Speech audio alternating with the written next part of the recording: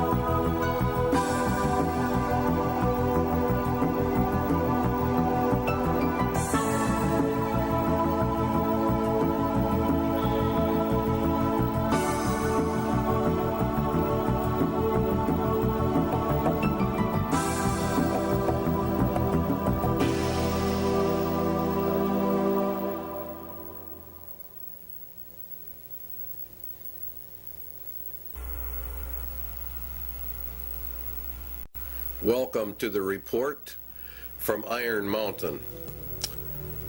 This report is something you would never believe unless you read it. But you also have to understand the mindset of the government that requested it. And that is one of the most important features of this video. The objective was to determine accurately and realistically the nature of the problems that would confront the United States if and when a condition of permanent peace should arrive. This is one of the key elements of the report, because we are to go under the Antichrist system, an era of supposed peace. And this is what this whole program was about. If and when a condition of permanent peace should arise, that means that peace in reality equals world socialism, as we will find out as we journey through this report. And they were to draft a program for dealing with this contingency. In other words, this is a planned situation.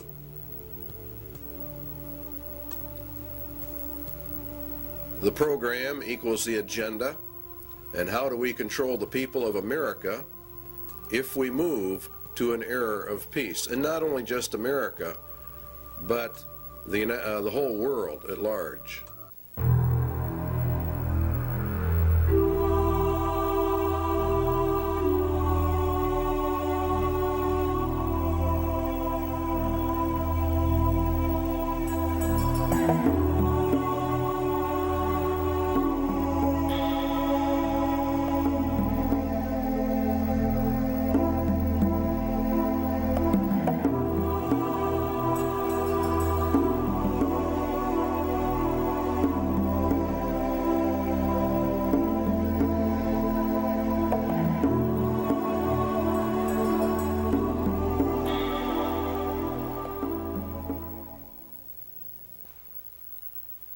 In 1961, Public Law 87-297 was passed, paving the way for the United States to be merged with the United Nations.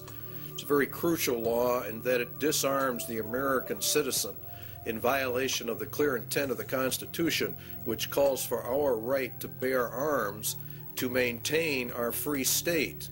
And by the calling for the disarming of all Americans, of course, we lose our free state and we are submerged actually into a slave state. The disarming was to be done by a period of gradual disarmament, and as they were disarming, the United Nations would be built up with a powerful standing army. The evidence suggests a CFR-TC Bilderberg connection, the rich men of the earth, the merchants of Babylon, the killers of the just, according to the Holy Scriptures.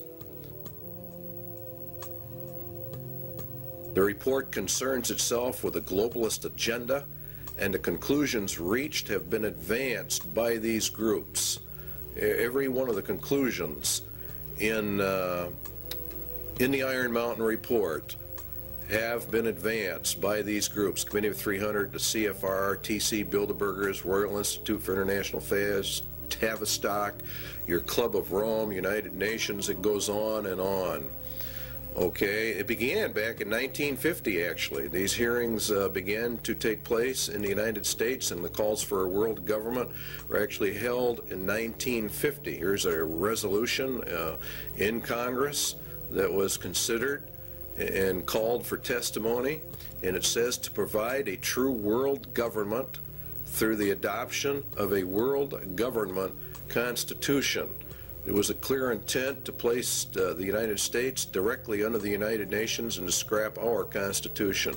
Universal peace is a prerequisite for the pursuit of that goal, and from the competitive anarchy of nation states, therefore the age of nations must end, and the era of humanity must begin.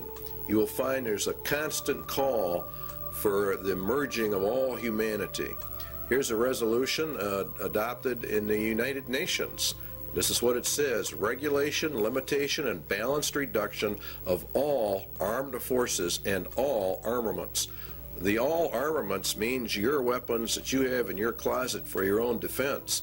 It includes handguns and rifles and all kinds of things. Here's your blueprint for world peace, which was issued also in 1961, concurrently as this move towards putting us under the United Nations. You'll find that as the United States and the Russian military are to be reduced, the UN is consistently brought up to a higher and higher position.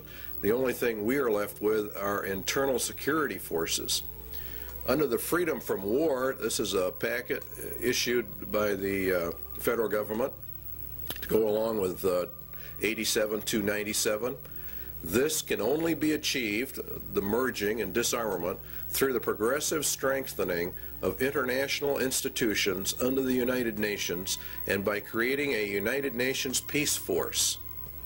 See, they want to progressively strengthen the international institutions, all of which come under the United Nations. We are to lose our sovereignty. This can only be achieved through the progressive strengthening. By creating a United Nations peace, which really means police force, to enforce the peace. This is what Daniel said, and by peace the Antichrist shall destroy many. He shall also stand up against the Prince of Princes, but he shall be broken without hand. And it was given unto him to make war with the saints, and to overcome them, and power was given him over all kindreds, and tongues, and nations. And all that dwell upon the earth shall worship him, whose names are not written in the book of life of the Lamb, slain from the foundation of the world. All right, back to the government report. The disbanding of all national armed forces and a prohibition of their reestablishment in any form whatsoever other than those required to preserve internal order and for contributions to a United Nations peace force.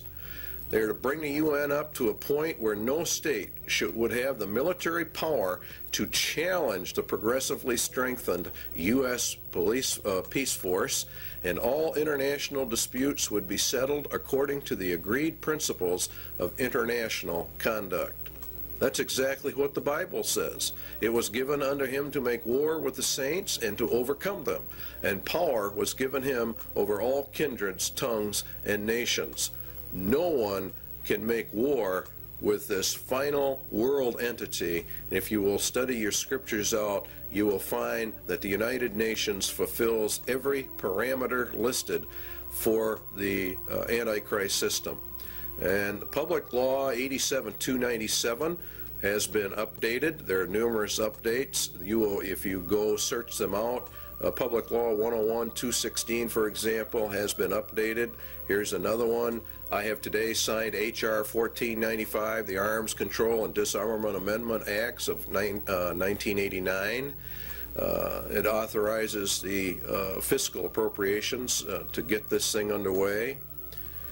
Now, the problem with it is the Bill of Rights in Amendment 2, the right to bear arms, a well-regulated militia being necessary for the security of a free state, the right of the people to keep and bear arms shall not be infringed.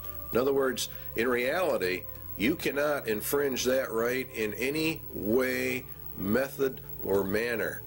The only way a people can remain free is to hold in their power the weapons necessary to secure their free state. This amendment deals with the international security of the United States from its own government. In other words, this amendment was to secure the people's freedom from their own government, from an internal government takeover. This right is not there so that you can go hunting or for the other excuses made. It is there to prevent the government of the United States from becoming a dictatorship by treason. In other words, by betrayal of the Constitution of the United States. Now, in order to merge the United States into the United Nations requires a total betrayal of the Constitution, which guarantees you a free state through the right to bear arms. You see the connection? The United Nations is a communist, illuminist, Masonic world dictatorship, and there are no freedoms, hence they have to get the guns to eliminate the free state nation guarantee in our Constitution. The Iron Mountain Report, then, is a report in reality on how to circumvent the Constitution of the United States. And in reality, it's a document of treason, of how the rich men of the earth are actually going to divert the attentions of the people away so that they can get this done. The guidelines given by the government for the Iron Mountain Report: 1, military-style objectivity; 2, avoidance of any value assumptions; and 3, the inclusion of all relevant data. And this is a very important part of this report, is the avoidance of all value assumptions. This is what makes it so absolutely cold and inhuman. It is to be amoral. It is as a computer is amoral. It deals in factual data. There is not any mercy. There's not any compassion. It doesn't deal in right or wrong, or what is good or evil. It is a report on the handling of men, women, children, and babies on the basis of herd or animal management without regard to any moral considerations whatsoever. It reduces people to objects. It reduces all humans to non-entities with no rights of self-determination, with no rights granted by the Creator, and with absolutely no rights under a Constitution. The Constitution has been effectively canceled by Iron Mountain.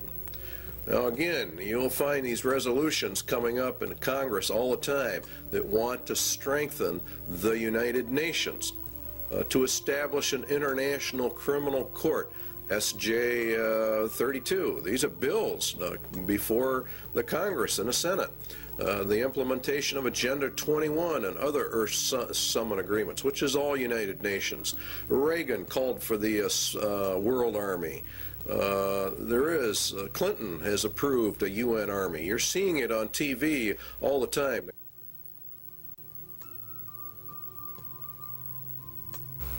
War is required, the glue of the nations, according to the Iron Mountain Report.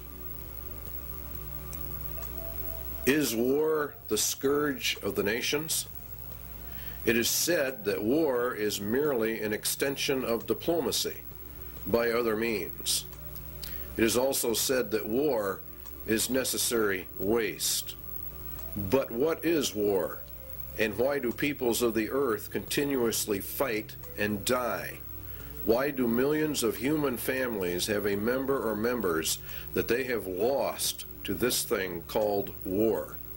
What is the reality behind war? Does man have to fight wars, or can he develop a system of peace? And would the development of peace be worse than war itself? The Bible gives us some answers. The rest can be supplied by simple logic and deduction. James tells us that from whence come wars and fightings among you? Come they not hence, even of your lusts, that war in your members? Ye lust and have not, ye kill and desire to have, and ye cannot obtain. Ye fight and war, yet ye have not, because you ask not. Ye ask and receive not, because ye ask amiss, that ye may consume it upon your lusts. The root of war, then, is lust, and lust is want, and want is greed, and the root of greed is a self-centered heart, an unregenerated human heart. This is the key we need to explain war, and the Bible gives us many clues to why warfare is, and that in reality it can never be stopped. The root of the problem lies with the human heart, and the Bible says that the human heart is so desperately wicked that none can know it. Jeremiah says, the heart is deceitful above all things, who can know it? Paul says in Romans, the carnal mind is enmity against God, for it is not subject to the laws of God, neither indeed can be. Jesus was very emphatic that out of the heart of man poured forth all kinds of evil. The problem with mankind is then his evil heart. Evil because it is self-centered, and evil because it does not contain true love. The love within that it does have is hurtful or harmful, manipulative, self-centered, and filled with its own desires, according to the Lord. But we obtain other clues as well from the scriptures as to the true reasons for war, and particularly in our day and age. James says, "Go to now, ye rich men, weep and howl for the miseries that shall come upon you. Your riches are corrupted, and your garments are moth-eaten. Your gold and your silver is cankered. The rust of them shall be a witness against you, and shall eat your flesh as it were fire. Ye have heaped together treasure for the last days. Ye have killed and condemned the just." Now let's run a little logic. Lust is the center of war, lust is greed, and greed is from evil, self-centered hearts. The Bible also says that the love of money is the root of all evil, or the height of all greeds. Lust then is greed, and the ultimate greed is an insane love of money, which brings with it power, which brings with it control over mankind. Thus the rich men of the earth are indeed in total control over money, and they have developed a system of economic controls well laid out in the scriptures. If the rich men of the earth gain control over the planet via their Babylonian economic system, then they are the ones who are only powerful enough and rich enough to wage war, and they are the only ones who can develop the war machines that you are looking at on your television screen. They are the ones who can develop the weapons necessary for modern warfare. Iron Mountain agrees. The very title confirms the Bible. The title says that it is a report on the desirability and feasibility for peace. It was ordered by the rich men of the earth. Therefore, they themselves must be the ones waging the wars, and now they have elected not to wage wars, but have elected to do something else, because warfare is drawing to a close. It will have soon served its purpose. In other words, it is a deliberate effort to bring in another system, for the first system of war has almost accomplished the goals originally intended. Albert Pike was purported to have written a letter in which he outlines 3 world wars. Each had a specific purpose, and each had a goal. The last war, World War III, was to be fought to bring in an era of peace under Lucifer. It was to be fought predominantly between the United States and the Soviet Union, and it would come in an era of seeming peace when it seemed like everything was fine, everything was great. The Bible says that the Antichrist is a man of peace. He rides a white horse and has no war machine. There are no arrows in his bow.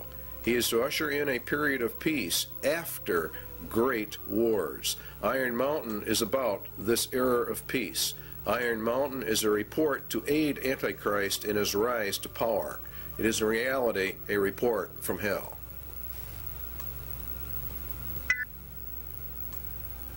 Iron Mountain asks, what can be expected if peace comes?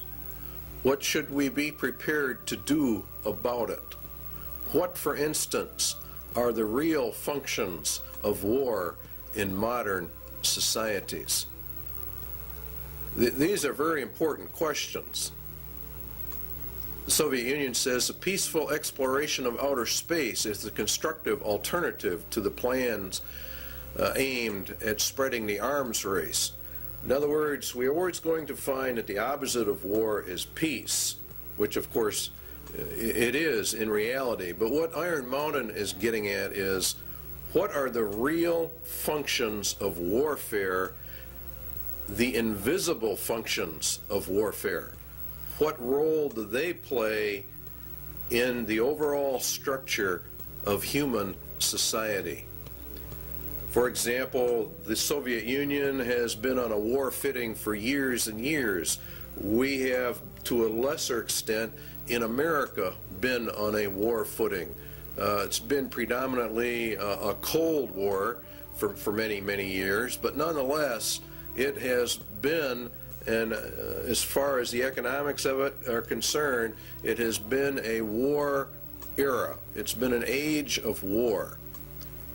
And what this report is asking about is, what about peace? It is surely no exaggeration to say that conditions of world peace would lead to changes in the social structure of the nations.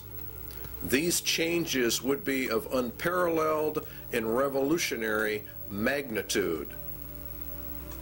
As we would transition then from an era of war into peace, what would be the problems? It is an incorrect assumption that war as an institution is subordinate to the social system it is believed to serve. What they're saying here is that nations wage war for reasons other than what they state. War itself is the basic social system within which others are secondary modes of organization, conflict, or conspire. In other words, war itself is the basic social system of mankind. And if we go to peace, we're going to have problems unless we understand that. It is the system which has governed most human societies on record today. Well, this is, of course, very true in our day and age. We have seen nothing but war, starting predominantly with World War I and coming forward. The Soviet Union has had tremendous expenditures in their military, and the United States has likewise. It's been, in reality, an arms race. We're going to find out there is a reason for it. The capacity of a nation to make war is the greatest social power it can exercise. War making, active or contemplated, is a matter of life and death, says Iron Mountain. The misconceptions of war: 1, to defend a military, or defend a nation rather, from military attack by another, or to deter such attack. To defend the national interest, economic, political, or ideological. To maintain or increase a nation's military power for its own sake. Now you see, these are the visible or more obvious reasons why a person would say, well, that's why we have war. But what they're saying is there are more less obvious, very invisible reasons for why nations have war. And this is the heart of the entire Iron Mountain report. Its conclusion was that war is absolutely necessary. It's an absolute requirement for human societies and nations to come together. It is in reality, they claim, the glue of the nations. The Soviet military machine, or its war-making capacity, is the actual glue that has held the Soviet Union and the Communist Empire together. If they were to move into an era of peace, what would happen? All right, Iron Mountain says it is these invisible or implied functions that are the dominant forces in our society. So what we have to find out then is what are the true functions of war in a society. Why, for example, has the Soviet Union and the United States, both of which are controlled by the rich men of the earth, been on a constant war footing, constantly escalating this conflict? Why are they doing it, and what are the reasons behind it? Economic reasons are: it is a necessary waste that operates outside the normal economic supply and demand system. Warfare creates an artificial demand. In other words, the war system itself, having huge militaries with all of their armaments, with all of the research and developments, creates a demand. This waste of money outside the system, according to Iron Mountain, acts as a counterbalance to the economic growth of the nation. It is progressive for research and development of weapon systems, and it spurs technological advances which spin off and help society at large. Defense spending per se might be countenanced on economic grounds alone as a stimulator of the national metabolism. In other words, war itself, for economic purposes, is a tremendous growth factor. For the political reasons, it's different. A nation is a group of people organized together with a common goal and a national identity. The nation has an outlook or an attitude of how it will deal with other nations, and that's what we call foreign policy. A nation's foreign policy, says Iron Mountain, can have no substitute if it lacks, or no substance rather, if it lacks the means of enforcing its attitude. In other words, if the nation is not strong enough, it doesn't matter what their attitude towards somebody else is. War is itself the defining element of any nation's existence vis-a-vis any other nation. War, then, equals nations because it is the glue of nations and what causes them to come together, and peace would mean the dissolving of the nations. The elimination of war implies the elimination of national sovereignty and the traditional nation state. Please understand the importance of that remark in Iron Mountain. It is the elimination of war that brings us to world government. The war system not only has been essential to the existence of nations as independent political entities, but has been equally indispensable to their stable internal development. Without it, the war system, no government has ever been able to obtain its legitimacy. Or in other words, we could say its right to rule its society. War is the basis of that claim to rule, and it is therefore the glue that holds a nation together, according to Iron Mountain. The possibility of war provides a sense of external necessity without which no government can remain in power. The organization of a society for the possibility of war is its principal political stabilizer. All right, in other words, for the Soviet Union, they said that the American people were the enemy, and that gave them the glue which held the Soviet Empire together, which rallied the people to make such sacrifices so that we could build up this huge war machine. The basic authority of the modern state over its people resides in its war powers. Now that's another very important statement. Therefore, a substitute for the war system must be found in order to control the people and provide stability and legitimacy of government if we go into an era of peace. Now we know that the United Nations is to be that era of peace. So therefore, what they are saying is we have to find substitutes for what war does, the invisible functions of war. We have to find a substitute for that if we are going to go to peace. Obviously, if the war machine is discarded, new political machinery would be needed at once. In other words, as they phase war out, they have to phase whatever they're going to put in its place in to control the people, to control the nation. This is an essential part of Iron Mountain. Until it, the substitute for war, is developed, the continuance of the war system must be assured to maintain the stability of its internal organization of power. In other words, we have to keep the war system going in order to remain in control. Keep war until all substitutes are in place and running so we don't lose our rulership. In other words, those that are in power are going to remain in power. They've got to figure out a way to do that. So they're going to de-escalate the war system as they bring in a peace system. And the peace system is going to radically alter our societies. What substitutes for war are there?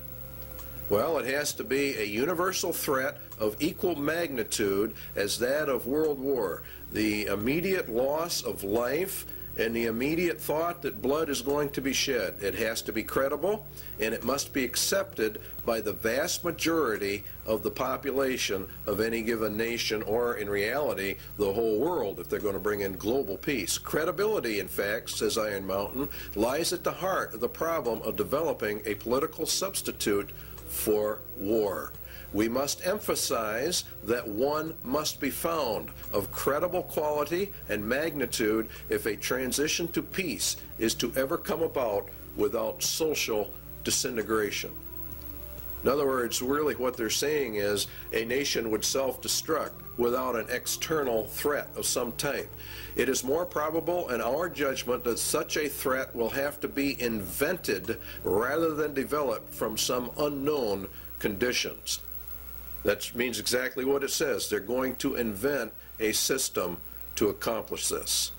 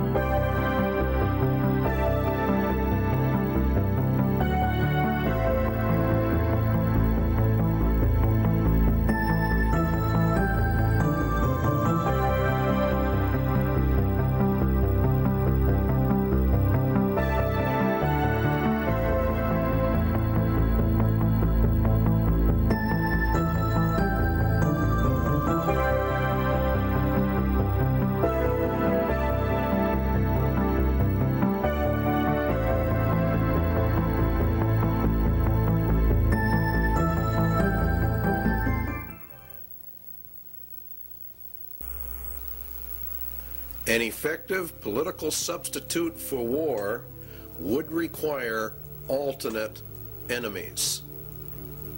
In other words, we have to find an external threat that's essentially very large. It may be, for instance, that gross pollution of the environment can eventually replace the possibility of mass destruction by nuclear weapons as the principal threat to the survival of the species. In other words, they're going to bring the environment up to a point of global threat. Poisoning of the air and of the principal sources of food and water supply is already well advanced, and at first glance would seem promising in this respect. It constitutes a threat that can be dealt with only through social organization and political power. But from present indications, it will be a generation to a generation and a half before environmental pollution will be sufficiently menacing on a global scale to offer a solution as a substitute for war. In other words, we replace the war threat with an environmental threat. Now you know why the environment is on the TVs and the media constantly. A generation is about 30 years, so it'd be about 1991 that this would be brought up to a global scale. It is true that the rate of pollution could be increased selectively for this purpose. In other words, you could selectively find areas where you could deliberately increase the pollution to get this threat in motion a little quicker. It is true that the rate of pollution could be increased selectively. In fact, the mere modification of existing programs for the deterrence of pollution could speed up the process enough to make the threat credible much sooner. In other words, let's have the governments drag their feet on pollution controls or the enforcement of pollution controls. And around the world, that's exactly what we have seen, a matter of foot dragging on the areas. One would then perhaps get the concept that this was all deliberate. Allow pollution to deliberately get worse until it can be manipulated by the controlled media into a world crisis. A global crisis has to be developed. Al Gore, Vice President, very timely book.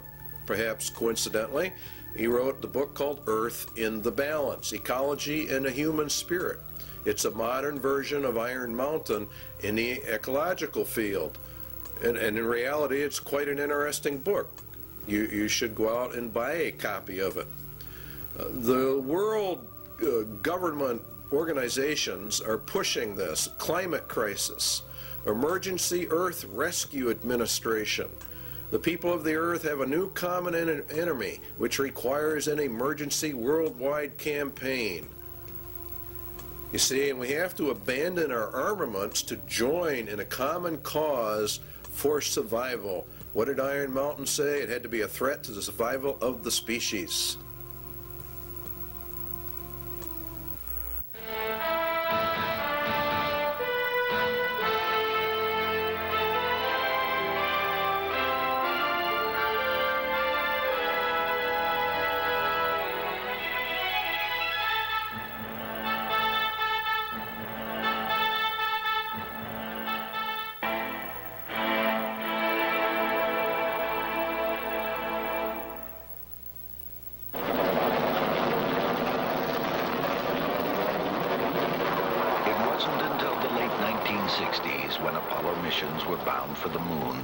First able to see complete pictures of the Earth. Environmentalists began to look at our planet as a single fragile ecosystem. Now we are intensely studying the thin halo of atmosphere that surrounds and protects Earth. It recycles the air we breathe, regulates climate, and acts as a protective barrier, filtering out much of the sun's harmful radiation. Last year, an international group of scientists proved that ozone, the key element in this filtering process, is being lost at an alarming rate over the South Pole. In fact, a sizable hole develops over this area each winter. Without ozone, the sun's harmful radiation will destroy life on Earth. A group of man-made compounds called chlorofluorocarbons, or CFCs, used as refrigerants, cleaning solvents, and in some plastic foams, are to blame for this environmental problem. They eventually make their way into the atmosphere and destroy ozone. According to Dr. Brian Toon of NASA's Ames Research Center, it is a global-scale environmental problem. This really marks the first time in the history of environmental science where human beings on one side of the planet have done something to the planet that has significantly affected it globally and on the far side of the planet from where the original pollution took place. Using the beautiful seaport town of Stavanger, Norway as a base of operations, an international team of scientists assembled this year in an emergency effort to make a detailed study of the North Pole. Most of the work was performed aboard two NASA aircraft. This is the ER-2. For the mission, special wing pods are attached containing atmospheric chemistry analysis equipment and a host of other instruments. Typically, flights are made about 12 miles up, along the fringes of space, right into the layers of atmosphere directly affected by ozone loss. The ER-2's research partner is a modified DC-8. It flies at lower altitudes, but has increased fuel reserves, which allow it to cover more territory, even flights directly over the North Pole. Inside, the DC-8 is actually a complete scientific observatory, loaded with sensing instruments. Scientists perform their experiments and are able to map results right on the spot. This instrument contains 4 lasers capable of shooting light many miles up into the atmosphere. The light reflects back to the plane and provides scientists with a cross-sectional map of ozone concentrations as well as aerosols, or regions where ozone depletion is capable of occurring. Initial results from both aircraft indicate that high concentrations of CFCs have been found at northern latitudes, primed for ozone destruction.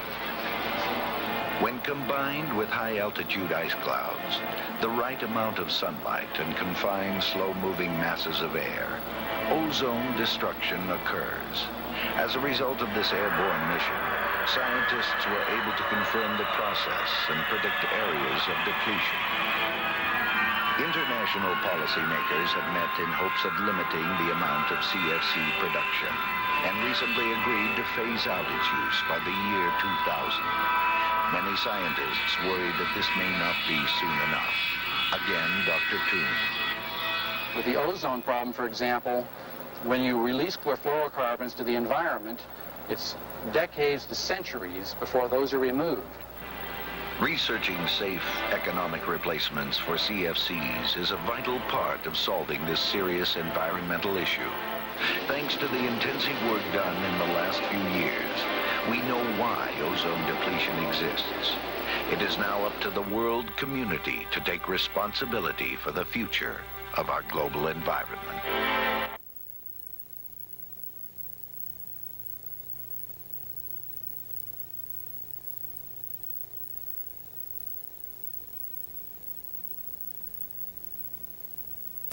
Two Landsat satellites continue to orbit the Earth 14 times a day. From their 570-mile-high vantage point, they return images like these taken over rich California farmlands. Telltale red images indicate vigorous vegetation growth. The state of California is using Landsat imagery to inventory and map its irrigated cropland. Ecology, the balance of nature, is important to all life. One of the tools we can use to monitor this balance of nature on Earth is the satellite. Satellites can be used to observe our planet from a high vantage point. A NASA film called Remote Possibilities tells the story. From far out in space, the Earth appears serene and beautiful, displaying no hint of our crowded planet's many problems.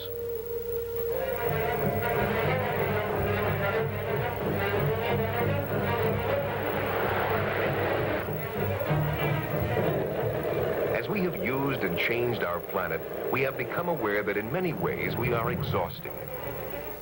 Exhausting our food supplies, our sources of energy, our natural lands, exhausting the potential of even the once seemingly limitless oceans. Management of Earth resources is at a critical stage. It has never been more important that we understand the environmental relationships of our planet. Scientists are striving to apply the technology of the space age, the quest for more and better information about these complex relationships. In 1972, a new kind of satellite left the launch pad and rose to an altitude of 910 kilometers from Earth. There it settled in a circular orbit around the planet. This satellite, called Landsat, opened a new era of Earth resource management.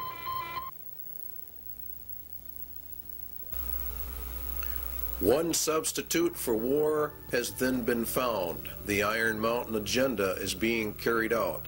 The objectives of the EcoScan? Well, the UN will end up with control over all the land, and ownership of the land will be held by the rich men. There is arising a crisis of worldwide proportions involving developed and developing countries alike, the crisis of the human environment.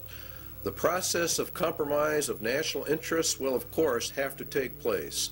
International economic security is inconceivable unless related not only to the world's environment, but also to the elimination of the threat to the world's environment. Well, the only major threat is private property ownership and private property rights, where people can do as they want. Let us also think about setting up within the framework of the United Nations a Center for Emergency Environmental Assistance. You can see how they're raising this thing up to an emergency status, an emergency level. And that's what Mikhail Gorbachev said in December 8th, 1989, in a speech to the United Nations. The United Nations will be the controller of all the lands in the world through their various ecological, environmental organizations that they are in the process of setting up. In fact, the Rio Earth Summit was for that specific reason. Now, it's owned by the rich men. That's who owns the United Nations. That's who actually runs it. Eco foundations of the World Wildlife Fund, Heritage Trust, Nature Conservancy, etc. There's a lot of them, and you have many UN organizations. And the rich men of the earth sit on the boards of directors on all of these groups. These groups are buying up huge chunks of private land for conservation, they say, and to preserve the earth. And of course, all of it is to be owned by the rich men. And what they cannot purchase by normal means will be taken under zoning controls, DNR regulations, or other land grab means via governmental authority and regulation. All land will be under strict eco-controls because, after all, we are now involved in the middle of an eco-emergency, and it's nothing but a scam. It's really a debt for land swamp is another part of it. The international bankers loan and control the monies to all the countries, and through interest have driven them into huge debt status. The debt of the United States is in the trillions. The bankers then come forward with a new plan. They will take the nation's land, and then they will cancel the debt of that nation. It is called a debt for land swap. This land will be held by a World Conservation Bank, owned, of course, by the rich men of the earth. They will then own all the land, all the resources, all the food. They become the absolute masters, and all the people become the slaves. It's a perfect scam. It's a perfect system. Because the eco threat is now global, then obviously it can only be controlled by a global authority. And guess who that is? Why, of course, it's the United Nations.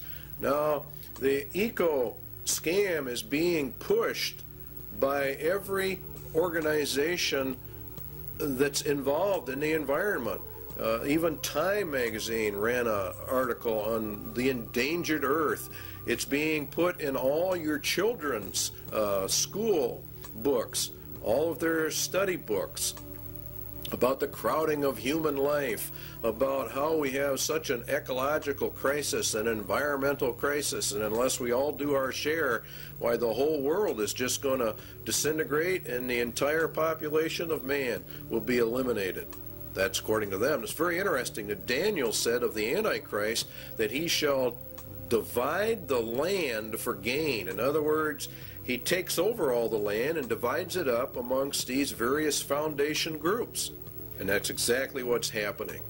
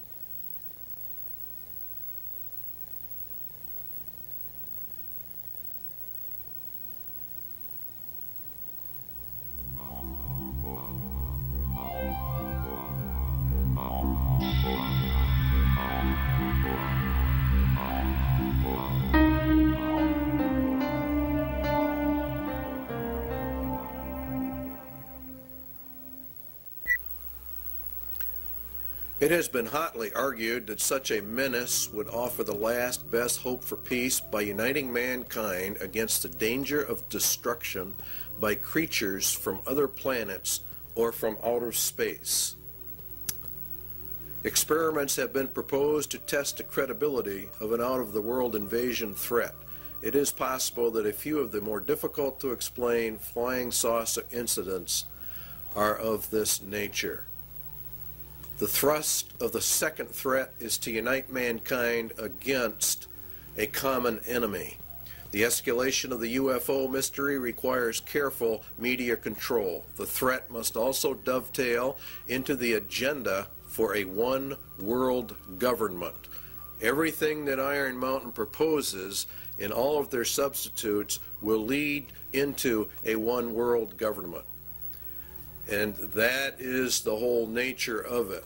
There has been a tremendous amount of interest in UFO activity. Many, many books have been written about it.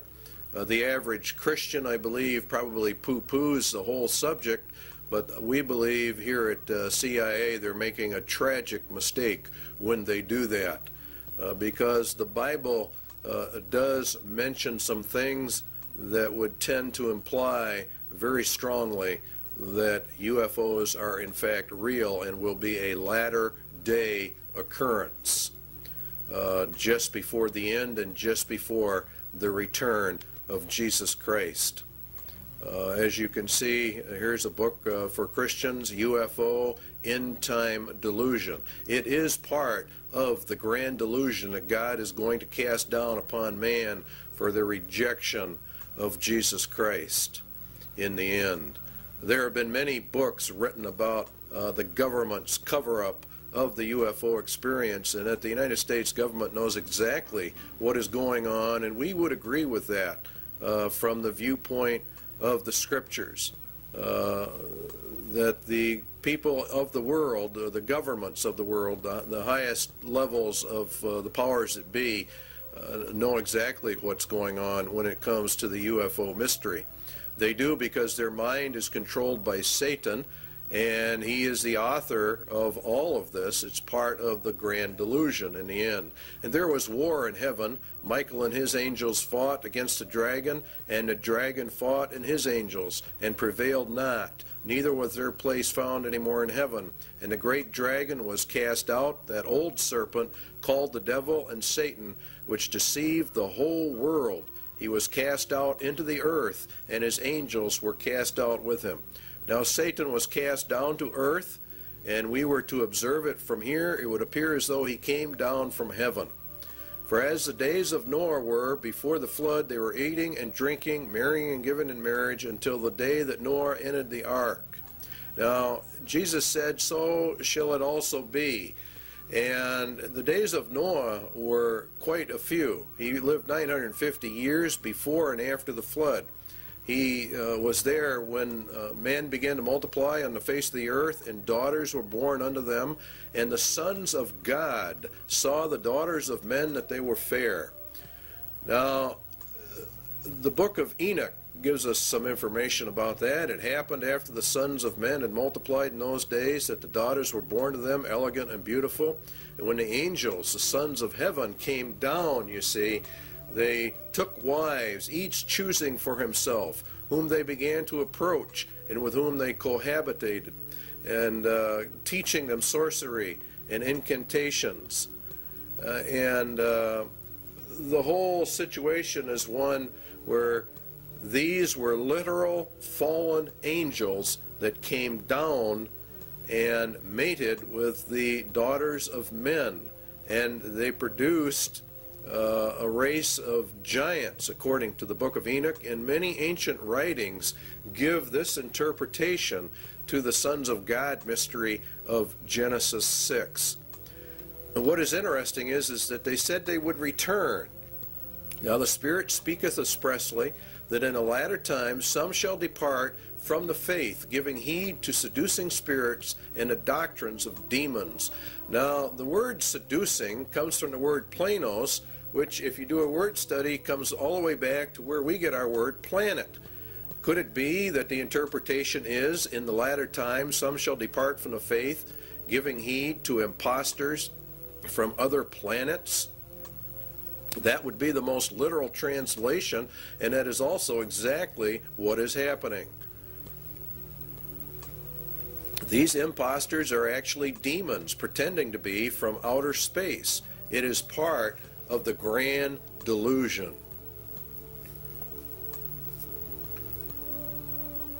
For this cause God shall send them strong delusion, that they should believe a lie, that they all might be damned who believed not the truth, but had pleasure in unrighteousness.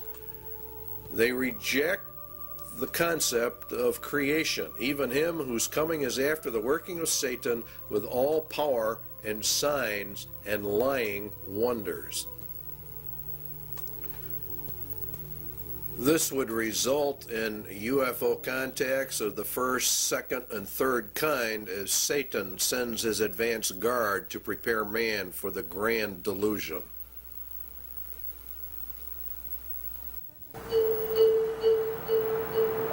On the surface of an average planet, circling an ordinary yellow star, an advanced intelligence searches the skies for evidence of life.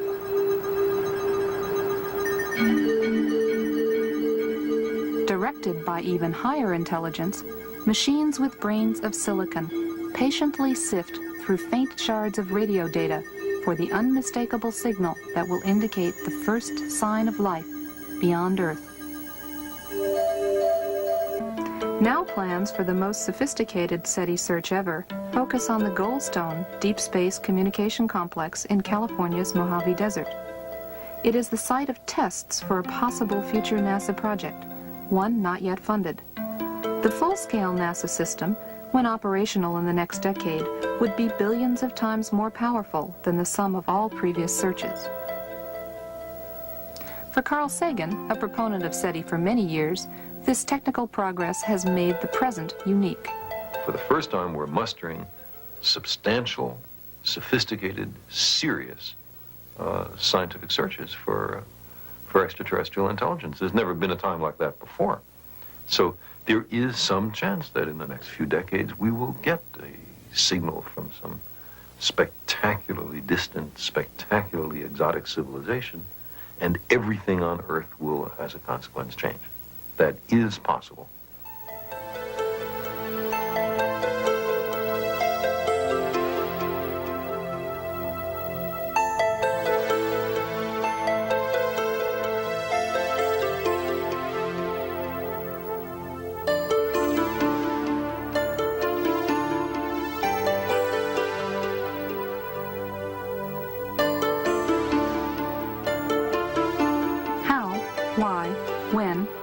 To search for life beyond Earth has been debated for centuries.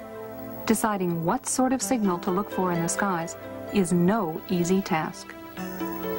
NASA's proposed search focuses on radio, a portion of the electromagnetic spectrum where nature produces the least interference for any intelligent signal.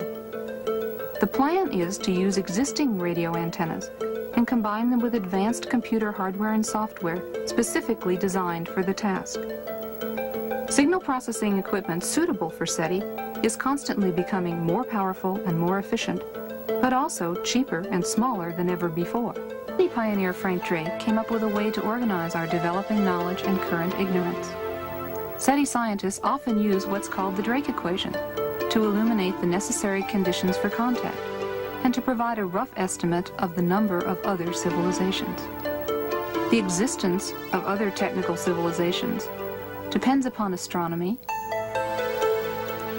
how planets form, comparative planetology, biochemistry, the role of intelligence in evolution, technology, and the fate of technical civilizations. So SETI becomes a way to test our theories of the origin and evolution of the universe and the place of life within it. There are several keys here that we want to look at as we keep Iron Mountain's report in mind. The two primary keys are that evolution is an accepted fact and ETs are now accepted at the highest levels of government. We believe that the SETI program is camouflage for what is really going on, or the contact reports that have been gotten out from the government under the Freedom of Information Act are in fact cover for the SETI program. But the two, we believe, are going to merge in the end and introduce mankind to the aliens, who are in reality demons and Satan's advanced guard. The movies that are produced are very important. Satan plants a seed, he waters it, then he sits back and watches it grow, and then he reaps the harvest. And the harvest, of course, is the loss of millions upon millions of men. The Day the Earth Stood Still was produced many years ago, but it's a very, very important film in that it planted the seed. The Day the Earth Stood Still said that war must stop, peace must be enforced, and world government is a requirement to get all of this to happen. The message was very important. E.T., a very, very popular movie, taught us some things as well. It said that reptiles are very cute, that love is the answer, that love heals, but more importantly, that we all evolve in a different manner. You're going to find evolution at the bottom of all of these movies. And Star Wars is another one. How famous they were. Well, they're programming the human mind for certain things. One, evolution of the races, good and evil forces, a universal, eternal fight between the forces of good and evil, and more importantly, a federation of planets, a uniting of the nations, a uniting of all the planets. Mankind will evolve upwards and eventually will join in intergalactic civilization. And this is the important keynotes in every one of these movies. Close Encounters of the Third Kind was a very, very important film. It bases itself on evolution. Two, that the United Nations is a central player in that movie. The U.S. military is connected to the United Nations in that movie, and that mankind will join interplanetary civilization. It starts by contact, by exchanges of the races. In other words, some of our people go there, and some of their people come here. Now, something surfaced not too long ago called Majestic 12, and it dealt with government contact with aliens. A lot of people laugh at this document and think it's a hoax. Our research against the Bible would say that it is not a hoax, that this actually is legitimate and that contact has been made. Operation Majestic 12 is a top-secret research and development intelligence operation established by special classified executive order of President Truman. Now, this took place back some years ago. Very interesting, however, what Majestic 12 sets up. A rancher reported that a UFO had crashed in a remote region of New Mexico. You might have even seen this replayed on Unsolved Mysteries. They ran a series on this. A secret operation was begun to assure recovery of the wreckage of this object. Aerial reconnaissance discovered that 4 small human-like beings had ejected from the craft. All 4 were dead. News reporters were given the effective story that the object had been a weather balloon. They are discounting the UFOs to the public while they gather the evidence secretly. The biological and evolutionary, there's your key, processes responsible for their development has apparently been quite different from those in Homo sapiens. Evolution is then a proven fact insofar as the government is concerned. They have accepted evolution as an established fact. The aliens then did not evolve as we did. This is the very basis of the grand delusion. It's creation versus evolution. Evolution is essential for the grand delusion because men reject the creation of the world and people by Jesus Christ. So it's very important you understand that evolution is the keynote. The ultimate intentions of these visitors is completely unknown, the report said.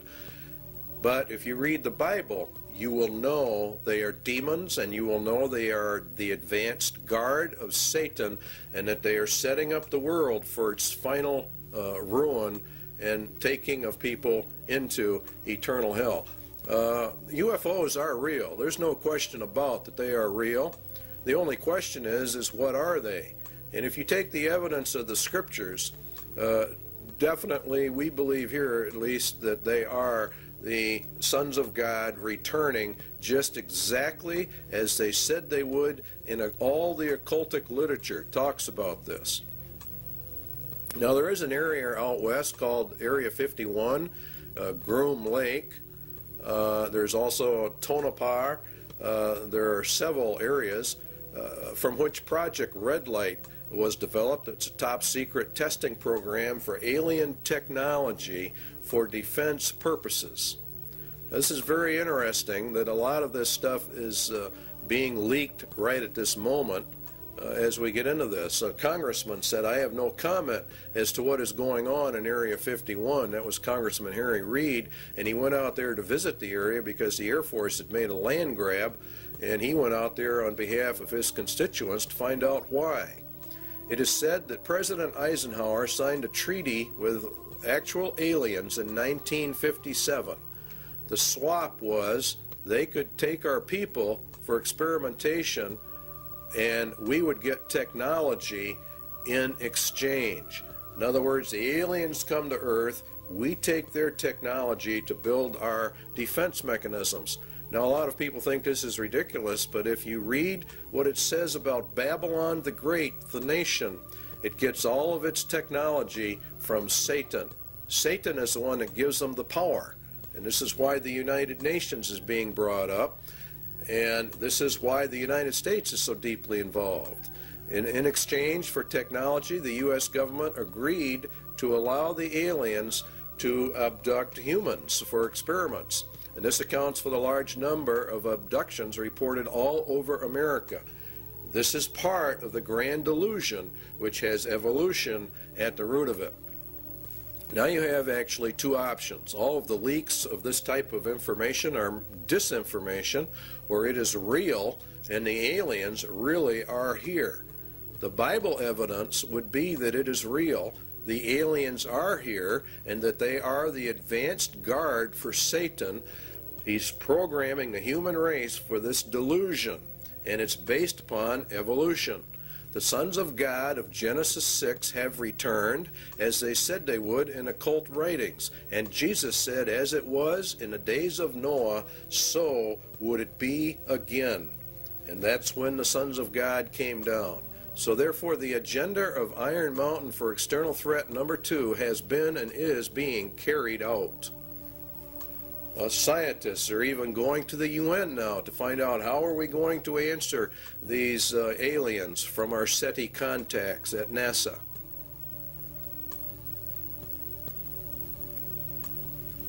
They believe the UN should do all of this. And so you see it elevates the United Nations to power. And this is very important. It's part of the Iron Mountain agenda.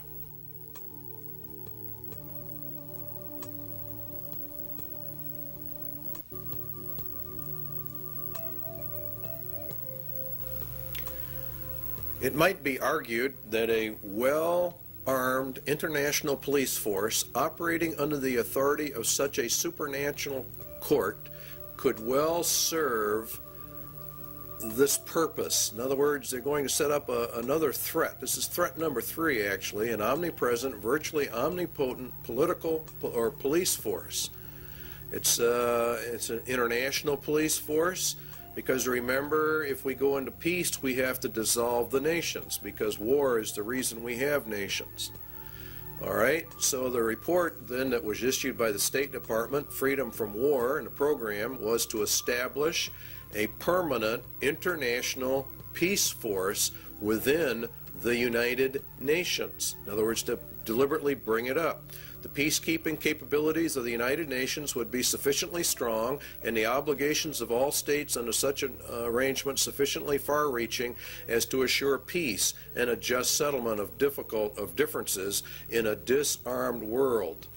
They're going to use the United Nations to keep the peace. In other words, a world government, which is exactly what Daniel talked about and Jesus talked about. And it is very deadly. During stage 2, states will develop further the peacekeeping processes of the United Nations to the end that the United Nations can effectively suppress any threat or use of force by anyone, and that would include the American people. It's going to be omnipresent, and it's going to be omnipotent in its ability to handle. And this is what Revelation says, who can make war with the beast? Remember that the U.S. and Russia are to have their internal or militaries turned over to the United Nations in this 3-stage process, and we end up with the UN in total control of the world, a global entity, precisely as Daniel and Revelation talk about. It's and Jeremiah and Isaiah refer to it as, of course, Babylon. And this process, of course, emerges bringing out the United Nations as the final end-time global ruling entity, which the Bible refers to as the apparatus of the Antichrist, or we could say the Antichrist system. And that is why it sits in New York City, the big city. On the wall in the Security Council is a phoenix. That picture you're looking at right there is in reality the phoenix bird, which is to grow up out of the old world order. America is to be patrolled by Russian, Belgian, Irish, and Colombian and Venezuelan troops under this plan. UN troops are already on U.S. soil, and it won't be very long before these sites that you're seeing right here are going to be very commonplace in the United States. And if the American citizens resist, they are simply going to be liquidated according to the Bible. This power will come to pass. They've laid their plans well, and God has ordained it and allowed it, and is allowing it to happen. And so it's, in reality, here in America, it's a judgment against the United States. There are many books written about a United Nations peace force, so this is not anything we're making up. They come in under the UN Charter. And the last part of it, this principle of non-interfering in a nation shall not prejudice the application of enforcement measures under Chapter 7. In other words, the United Nations claims that it doesn't really want to get involved in internal national affairs, but the opposite is in reality the truth. Chapter 7 deals with action with respect to threats of the peace, breaches of the peace, or acts of aggression. And it's the Security Council itself that determines the existence of a threat, breach, or act of aggression. And it can even walk in under the threat, or it's a possibility that we might have problems. And they determine the existence of any threat to the peace. So they can come in, if they choose to, on very fragile grounds, which is exactly what they did in Somalia. Should the Security Council consider that measures provided in 41, which are more economic,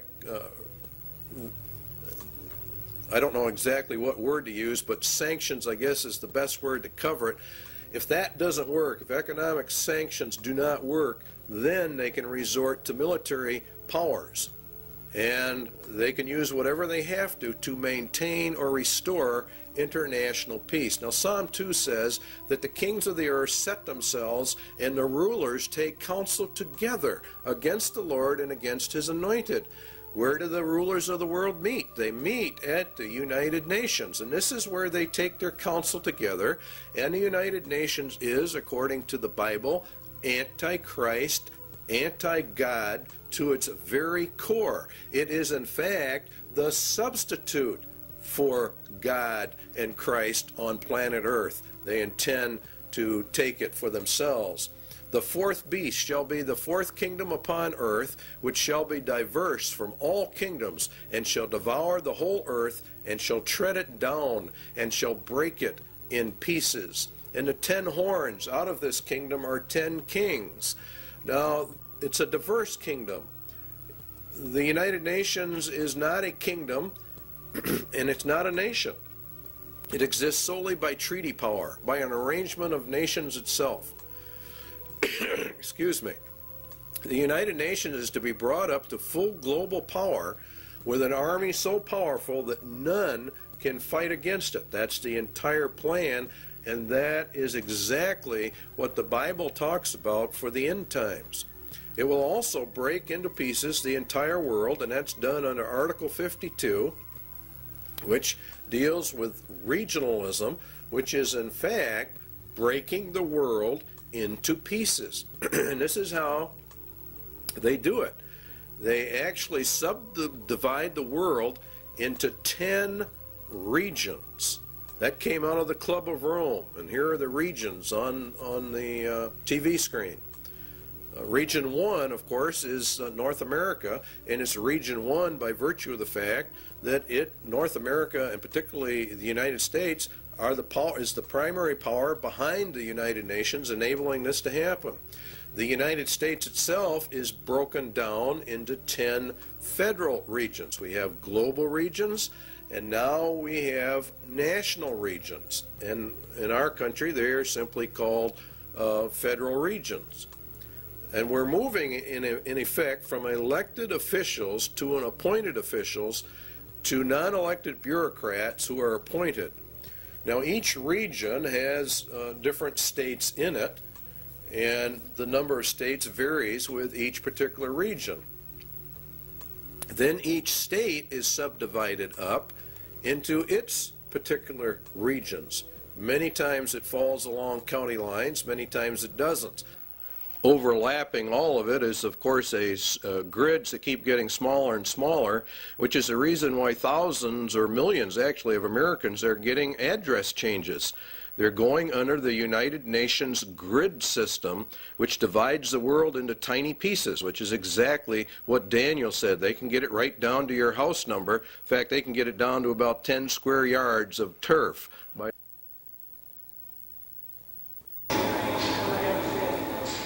Recently, NASA's Landsat 4 satellite, shown here just before its trip into space, was launched from the Western Test Range by a Delta rocket.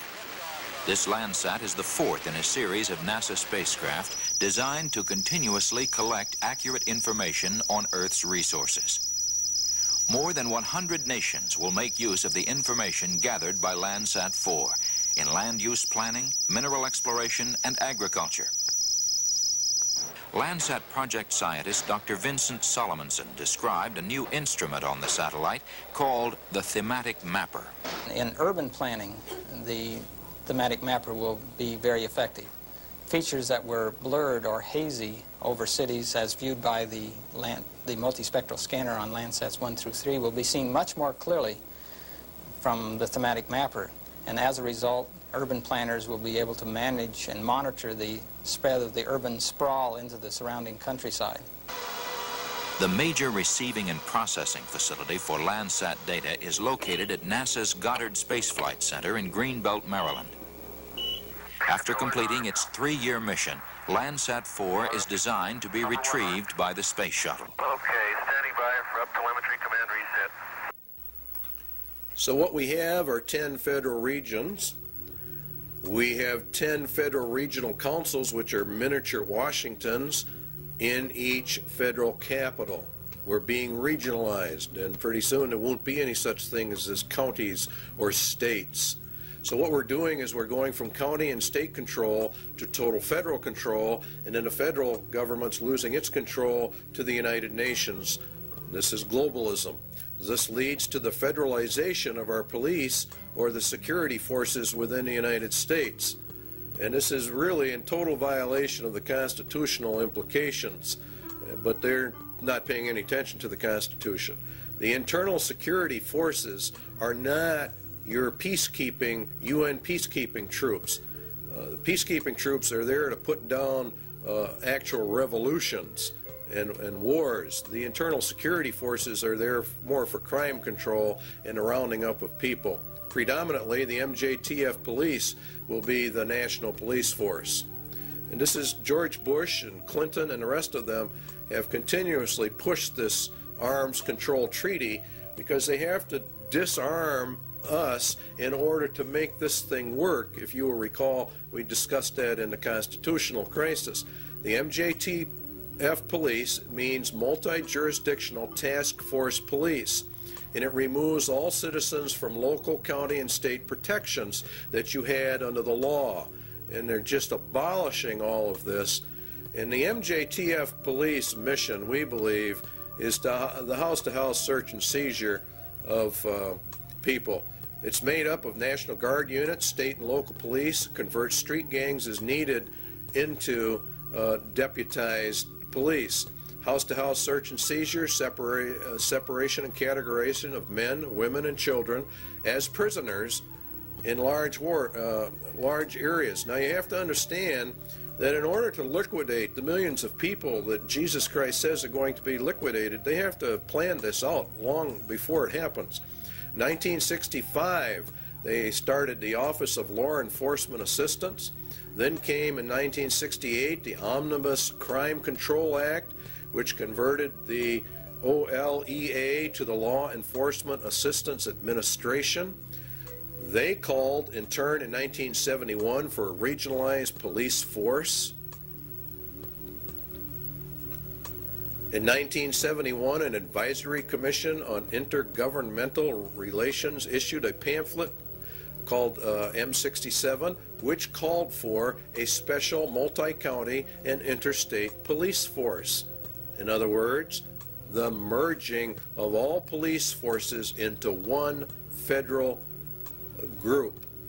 The LEAA in 1973 made calls for the elimination by merger of small police forces. This is exactly what Germany did under Hitler. All dictatorships have two common characteristics: general confiscation of guns in order to prevent internal rebellion, and the establishment of a national police force to enforce the edicts of the dictator. We are following Nazi Germany almost to the exact letter. Carter issued an executive order 12-148, and he established the Federal Emergency Management Agency known as FEMA. FEMA absorbed the LEAA and became the primary control organization for internal security of the United States in an emergency. They're gearing this thing towards an emergency. That emergency is going to be World War III, and it ushers in this whole system. FEMA has many interesting programs: Rex 82 Bravo, Rex 84 Alpha, Helix 2, Rex Alpha, Night Train, Cable Splicer, Garden Plot. These are all martial law training exercises. The plan is to bring America under martial law. We believe they know the American people would never accept this system except an external emergency were given. The UN system, remember, is a martial law military system. Under the executive orders of FEMA, mandatory registration of all people, including babies and children in the United States, at the United States Post Office. They have boxes in them. We already know about it. They're marked for emergency use only. The primary one here to look at is 11,000, seizure of all civilians and work brigades, which is in reality slavery, and includes the rights to split up families as well. In essence, what will happen in America is going to be worse than the communist revolution in Russia. This plan provides the basis for the deployment and employment of military resources, including National Guard personnel, for civilian disturbances. So Iron Mountain external threat number 3 has been and is now being implemented. An omnipotent police force. Next on the list is the space program as an economic substitute for war.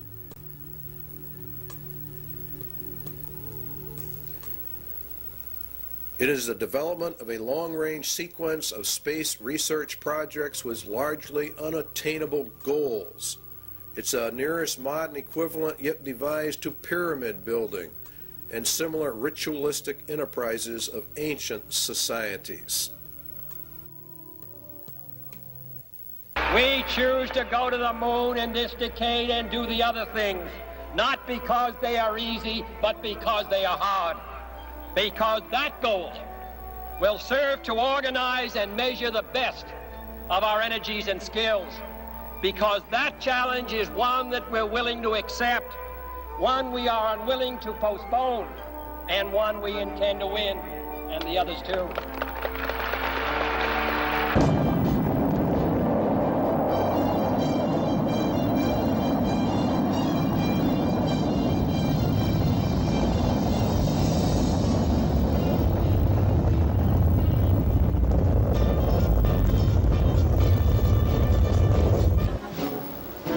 Everything associated with the Saturn V was huge. The rocket itself, the building where it was assembled, and the crawler transporter that carried it to the launch pad. The fully loaded Apollo Saturn V was 363 feet tall. Its main engines alone generated 160 million horsepower, and its fuel pumps pushed fuel to the engines with the force of 30 diesel locomotives. As Saturn V lifted off Launch Complex 39 for the first time, it weighed more than 2,800 tons.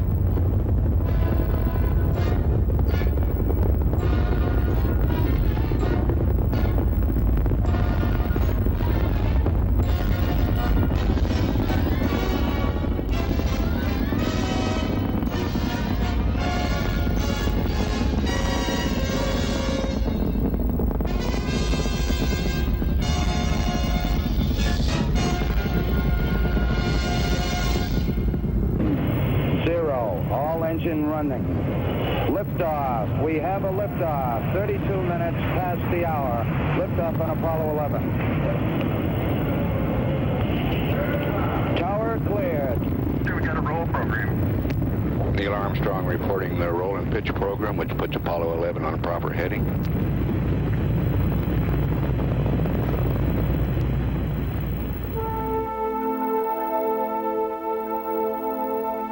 Houston, Apollo 11 is calling you on the high gain. How do you read, over? Roger, loud and clear on the high gain.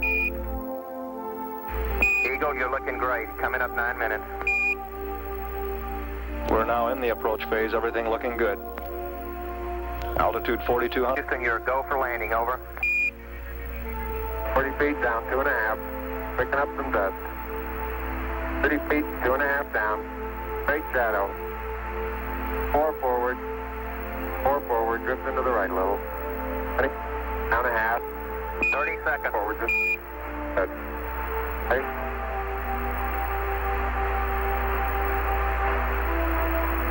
Contact light. Tranquility Base here. The Eagle has landed. That's one small step for man, one giant leap for mankind. Across the country and around the world, the Apollo 11 crew were welcomed back as heroes.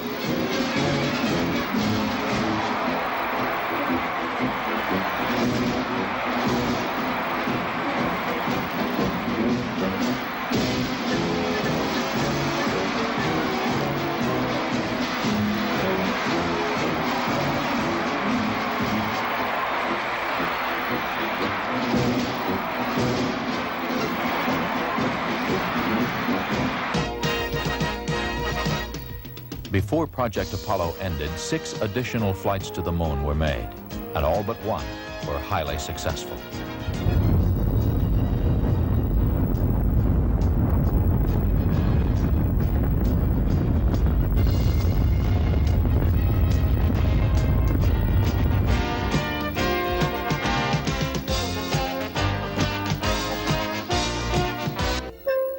Then ASTP, Apollo-Soyuz Test Project, a joint endeavor between the Soviet Union and the United States.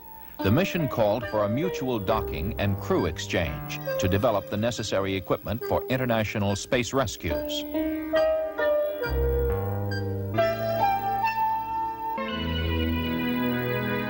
We looked back at planet Earth with Landsat remote sensing satellites. Crops, forests, pollution, all can be photographed in great detail to help us better manage our Earth's resources.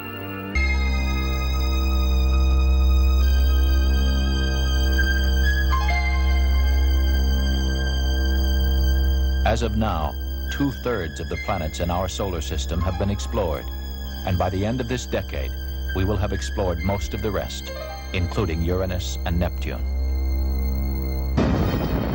Space Shuttle 5, the first operational flight. 2 commercial communications satellites were hauled into orbit, one for satellite business systems and one for Telesat of Canada. Their deployment was a complete success. Did you get it? You don't have it, obviously. I got it. Space Shuttle 6 was the second operational mission and Flight 1 for Challenger, this country's newest spacecraft. After launching a 5,000-pound tracking and data relay satellite from the payload bay, mission specialist astronauts Story Musgrave and Donald Peterson became the first Americans in 9 years to walk in space. Practice needed for satellite repair work. Due for my massive article. Historically, the space program has proceeded in a building block fashion. And toward that end, NASA has begun looking at the next logical step, a possible future space station, a permanent presence in space. The station would serve as a scientific and technological laboratory, as well as an operations base from which satellites could be serviced and large structures assembled. One of the highest priorities is to develop a clear understanding of a station's proper role in the total space program, so that if and when it is proposed for development, the station will be a truly significant national asset, one that would ensure continued American preeminence in space. The space program in general and the shuttle program in particular have gone a long way to help our country recapture its spirit of vitality and confidence. The pioneer spirit still flourishes in America. In the future, as in the past, our freedom, independence, and national well-being will be tied to new achievements, new discoveries, and pushing back new frontiers. We must look aggressively to the future by demonstrating the potential of the shuttle and establishing a more permanent presence in space.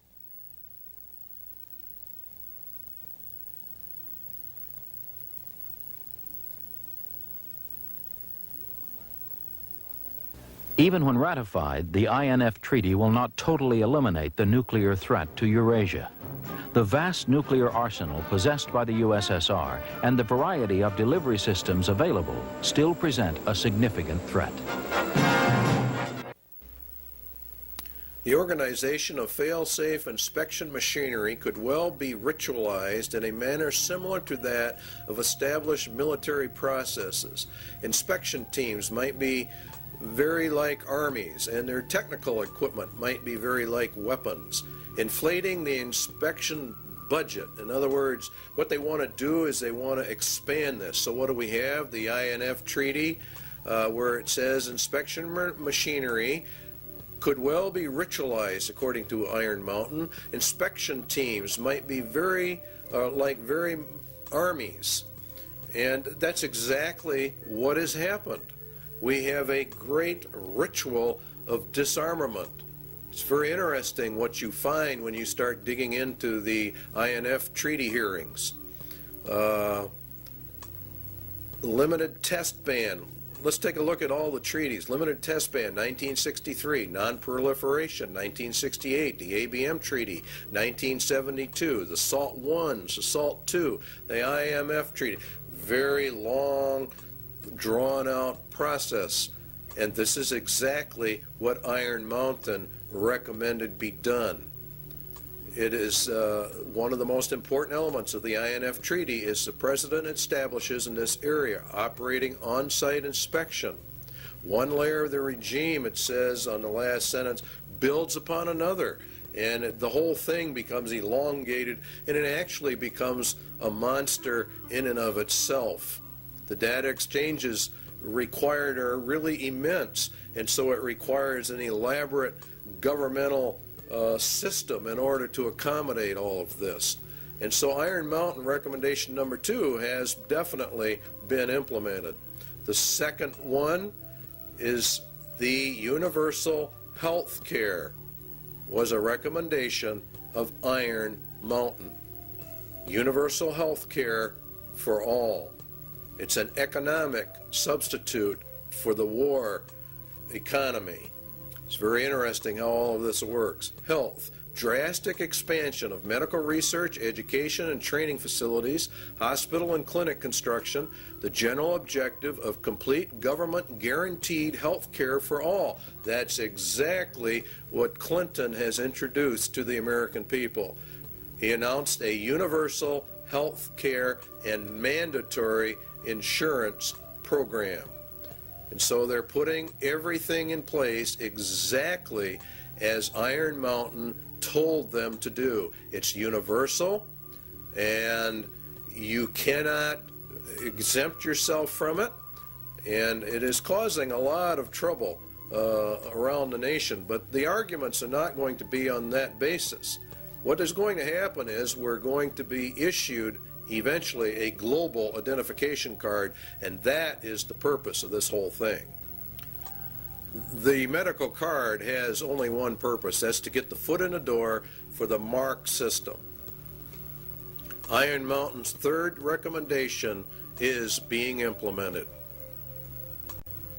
Iron Mountain economic substitute number 4, a new educational system to bring in globalism.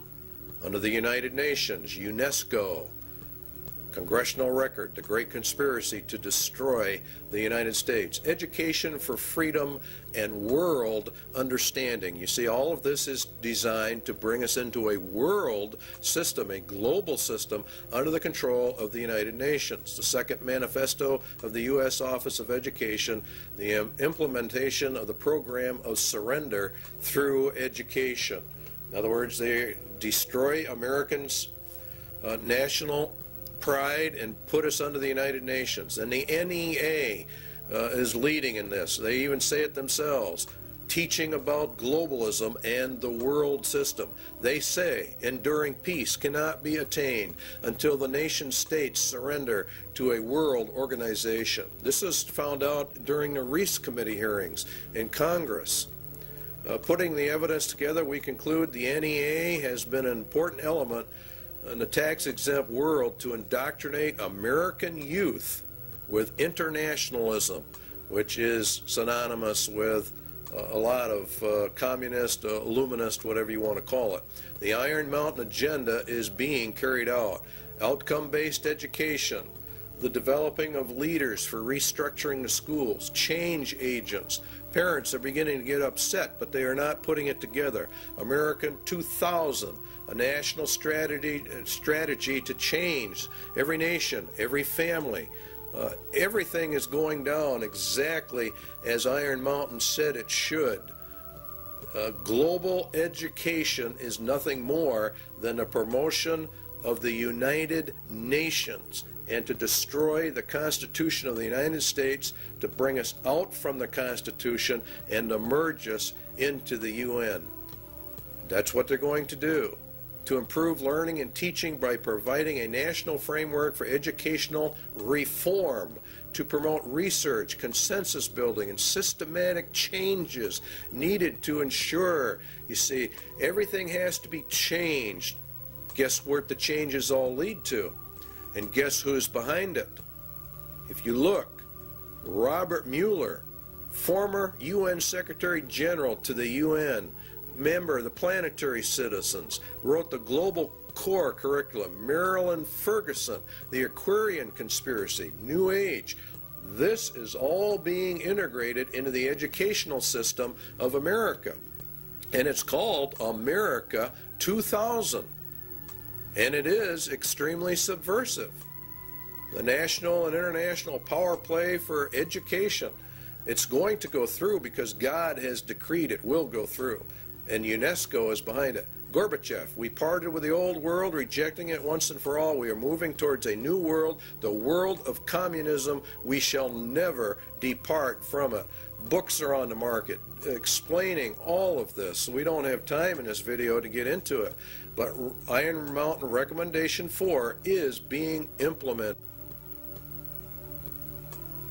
Iron Mountain Sociological Substitute for War, Slavery. Another possible surrogate for the control of potential enemies of society is the reintroduction in some form consistent with modern technology and political processes of slavery for the control of potential enemies of a society. Anyone that does not agree with the New World Order is an enemy of society and is therefore subject to slavery. Detention centers and concentration camps, work camps, are associated with forced labor, which is in reality slavery. Seizure under the executive orders of all civilians in work brigades, that's forced labor, that's slavery, which includes the rights to split up families. There are concentration camps, detention centers all over the United States set up under FEMA, under Rex 84, and there are presently, to the last count we had, 130 such facilities in the United States of America. In Arizona, you'll see, for example, some there. We've got one here in Wisconsin. Concentration camps for U.S. citizens. The MJTF police to conduct house and house search and seizure and separation and categorization of men, women, and children and babies. Categorization and transfer to detention facilities and the running of detention facilities. Iron Mountain Slavery recommendation number 2 is mandatory service, a form of universal service, turned to some variant form of the Peace Corps or the Job Corps. It is entirely possible that the development of a sophisticated form of slavery may be an absolute prerequisite for social control in a world of peace. Now, this is just incredible when you really stop and look at what they're actually saying in relationship to biblical prophecies. Remember, Jesus said they're going to round you up and kill you. President Clinton has authorized boot camps for young offenders. Is this the beginning of a larger scale for social reorientation like the communists do? America 2000, the national plan that's going into our schools, requires mandatory community service. There are calls going out all the time. Bush and Clinton have called for mandatory community service for all youth, up to, say, 2 years, mandatory service. You can serve in the service or some other place, but you are going to serve. So the substitute for war is being implemented. Iron Mountain Sociological Substitute for War number 2 is called blood games. Game theorists have suggested in other contexts the development of blood games for the effective control of individual aggressive impulses. More realistically, such a ritual might be socialized in the manner of the Spanish Inquisition and the less formal witch trials of other periods for the purposes of social purification, state security, or other rationale both acceptable and credible to post-war societies. Inquisitions, witch trials for the purpose of social purification, state security, which is the key one. Such a ritual might be socialized. In other words, they make it into a big social event like the Inquisitions were. We saw part of that beginning to unravel when we watched the Branch Davidian invasion and subsequent massacre of David Koresh and his group. A lot went down at Waco that very few Christians understand. David Koresh, the Branch Davidians, were demonized by the national media. First of all, they were tried, judged, and executed in a social ritual in total violation of every right guaranteed under state and federal constitutions. The Waco massacre followed all points of ritualized killing. They were a cult. It was for social purification, and therefore they deserved what they got. Their compound was raided by federal assault groups when in fact there was no evidence of any crime having been committed.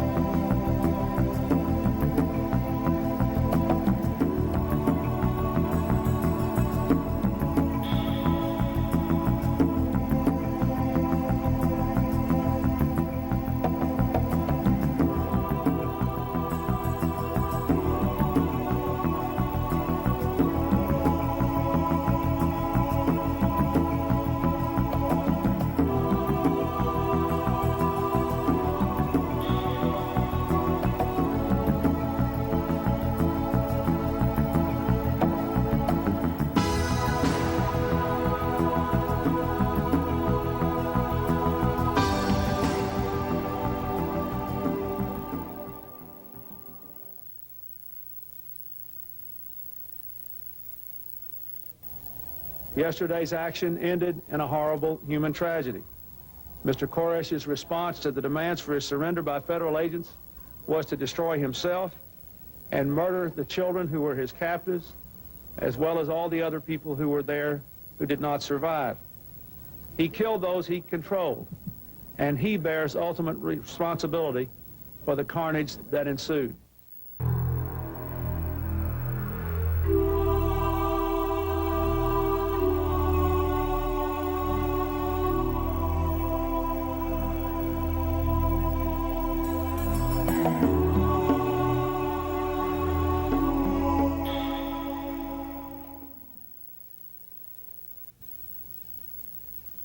In the papers before I was going to go to court. They called me the white supremacist and all that.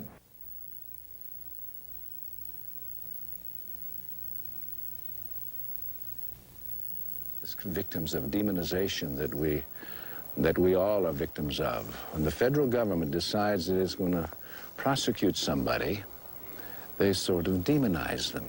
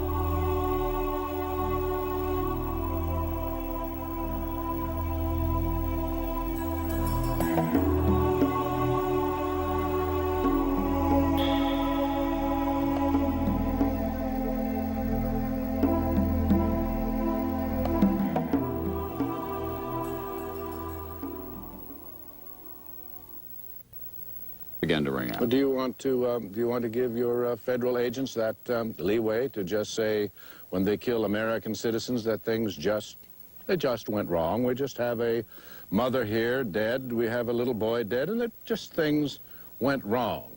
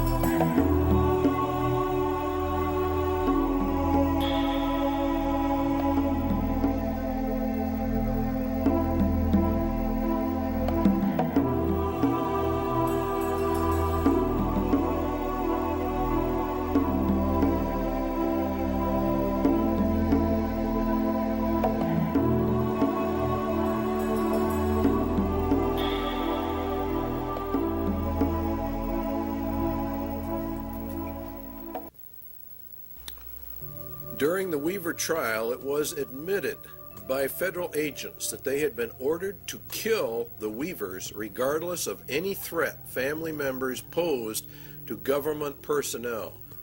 Now, I want you to think about how serious that is. What was the charge against Vicki Weaver? What crime against the state had she committed that warranted her execution by the federal government?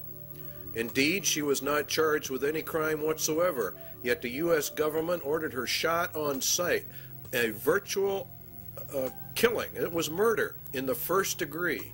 It is cold-blooded, ritualistic, social purification because the Weavers held a viewpoint not politically correct. The Weaver case, along with the Branch Davidians, proves we are in the middle of the final battle for the Constitution of the United States. There are many, many enemies within America that want to get rid of our Constitution and destroy our rights. The war has now shifted from a paper and legal war to an overt shooting war, and we feel it's going to get far worse. They came against this thing to see what the reaction of the American people would be, and they found out that the American people cheered them on. So we are ready for a complete takeover. Spotlight put out a small publication on FEMA in case of emergency.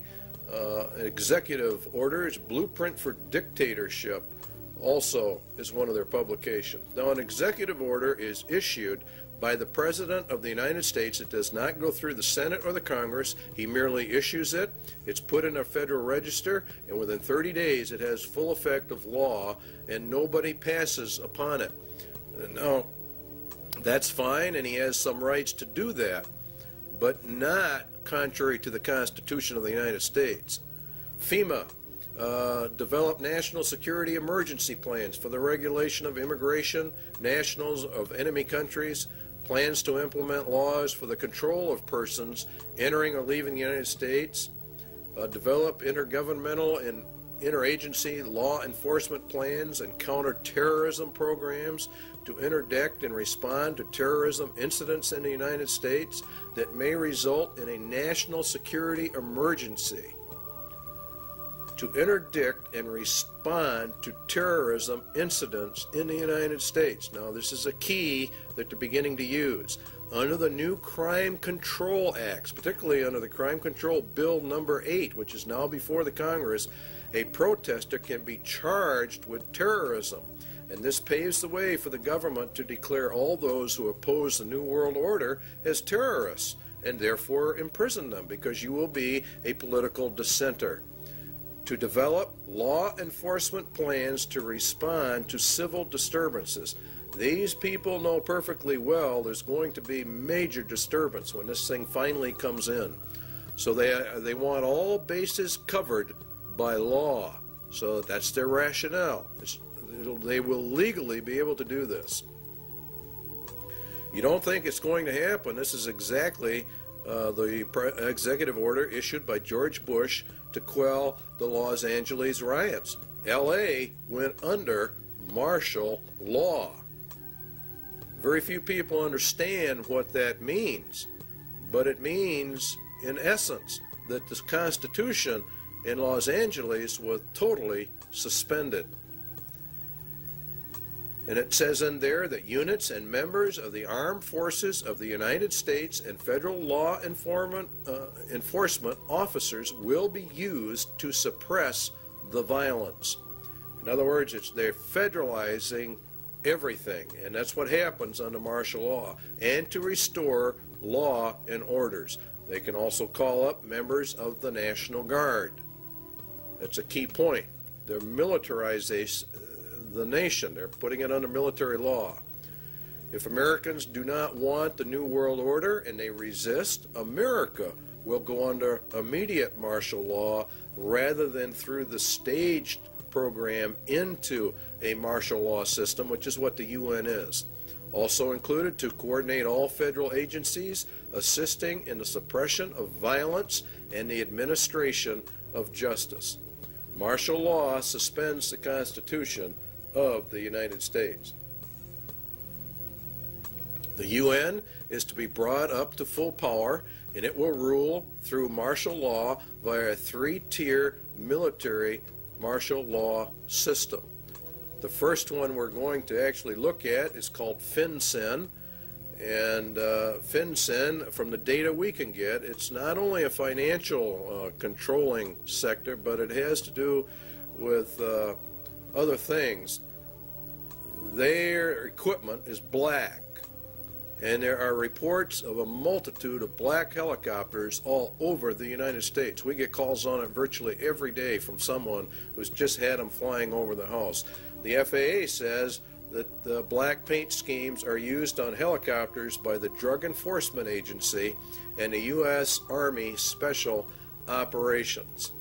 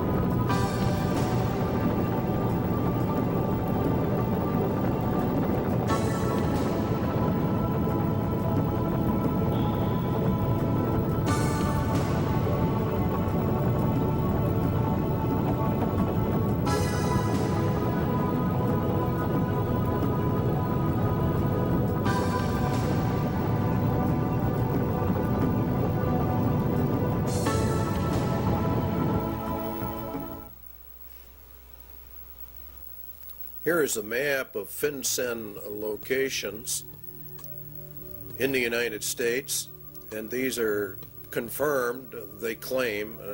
We have not been able to verify it. We're bringing this to you strictly unverified for troop deployment locations in the United States of America. There's been a fairly consistent reporting in Montana of UN combat groups. They are in reality the top tier in the UN system, and entrance to the U.S. was by presidential executive order 11-11-90, signed by President Bush. And there are many battle group locations, and there are many multi-jurisdictional task force police, which are the third tier, or the lowest, on the UN police force. And it is, in reality, from what we can gather, is the federalization of the police forces in America and putting them in reality under the United Nations command, which we go under. And that would be for the detention centers, concentration camps for dissenters are part of this overall system for the roundup of people. Now, one of the largest ones is in Alaska. The Alaskan camp is the biggest, being over 1 million acres, and it's located just outside of Fairbanks, according to reports, and it's serviced by a spur line called the Alaskan Railroad. That's very interesting because under the emergency orders under FEMA, one of the railroads that gets activated and falls under their control is the Alaskan Railway. And so we are beginning to find out that all of this goes together. The Alaskan camp was purchased under a mental health bill, and of course you have to understand that they are using mental health as one of their primary methods of warfare. The Iron Mountain recommendations for an inquisition for social purification are also confirmed by the Lord Jesus Christ. Then shall they deliver you up to be afflicted, and shall kill you, and you shall be hated of all nations for my name's sake. This is predominantly a move against Christians and Jesus Christ. And he shall speak great words against the Most High, and shall wear out the saints of the Most High, and think to change times and laws. See, that's exactly what they're doing right now. They're changing all the laws. And it was given unto him to make war with the saints, and to overcome them, and power was given him over all kindreds, tongues, and nations. And in Revelation 17, and I saw the woman drunken with the blood of the saints, and the blood of the martyrs of Jesus. And this is actually, you're going to find out, has much to do with the United Nations. Iron Mountain substitute for war blood games has been, in effect, implemented and is being carried out. Ecological, considering the shortcomings of war as a mechanism of selective population control, it might appear that devising substitutes for this function should be comparatively simple. In other words, war kills off some people, and so now we have to have an ecological substitute for that function, and it really boils down to total population control. Current trends in warfare, the increased strategic bombing of civilians, and the greater military importance now attached to the destruction of sources of supply as opposed to purely military bases, strongly suggests that a truly qualitative improvement is in the making. In other words, as we phase down the war system, there's probably going to be one great last one in their plans to really reduce the world population. There is no question but that a universal requirement that procreation be limited to the products of artificial insemination would provide a fully adequate substitute control for the population. A universal requirement that procreation be limited to products. See how they treat people. Conception and embryonic growth taking place wholly under laboratory conditions would extend these controls to their logical conclusion. Now, total and complete control, this is what this means, of every human being born. They will be pre-selected genetically to be a slave to the rich men of the earth. This is the system they're setting up. They have an intermediate step, total control of conception with a variant of the pill via water supplies or certain essential foodstuffs. In other words, they intend to, when they bring in this new system, they will stop the growth of the population. They will put it into the food or the water supplies, and then they would offset it by a controlled substance so that it could be countermanded and the woman become pregnant. And they claim in Iron Mountain that it was already under investigation and under work back in 1961. So the interpretation is the mandatory mass sterilization of the human race, with them in total control of all the antidotes for it. Excess population, Iron Mountain says, is war material. As long as any society must contemplate even a remote possibility of war, it must maintain a maximum supportable population.